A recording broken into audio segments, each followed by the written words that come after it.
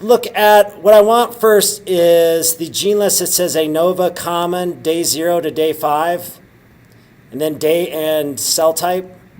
It's those 25 genes that I used for that tutorial that I sent you. Let's click on that, double click on that.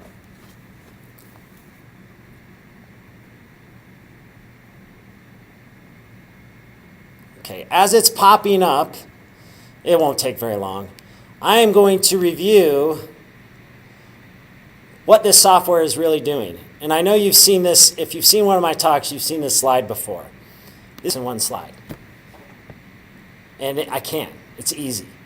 It really is. This is how all this pathway stuff works. All right. Say I have this pathway that's known to, this is basically constructed by experts across the world saying that this pathway is important in, say, lung cancer. Right? There's 40 members of this pathway, 40 genes. And say I want to know if this pathway is playing a role in the 152 genes, say, I find different in, say, a lung tumor. So remember, these 40 pathways, and this is why bioinformatics works at its very heart, is that we have a limited number of things to choose from.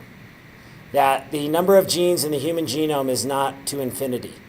It's a specific number. So what I can say is you could kind of picture this as, say, these are 40 pink balls in a sea of 25,000 green balls. What happens if I draw from this 152 times? What are the odds that I get one of those?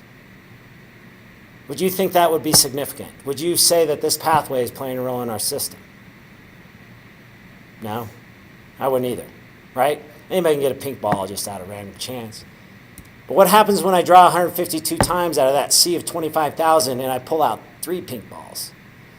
Does that sound like random chance anymore?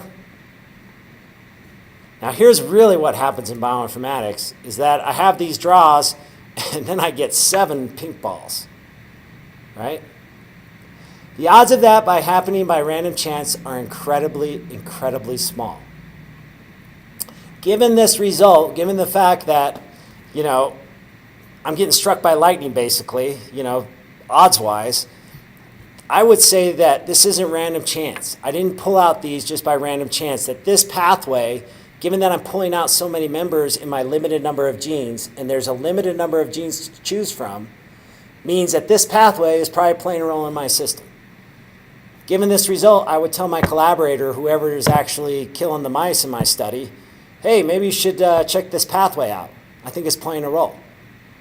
This is what we do in bioinformatics all the time. And as you can see, or what you can imagine, is that we don't have to just use pathways. Any contained connected biological unit works. And what we're going to see is we can do this not only with pathways, but we can do it with things that are affected by, say, a particular gene. This would be the upstream regulator function on IPA. That if I know that all these genes are associated with P53, based on the literature, right, the database, then I start pulling out a bunch of those, more than I would expect by random chance.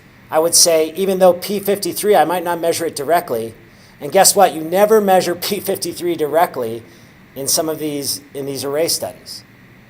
That these master regulators are regulated post-transcriptionally.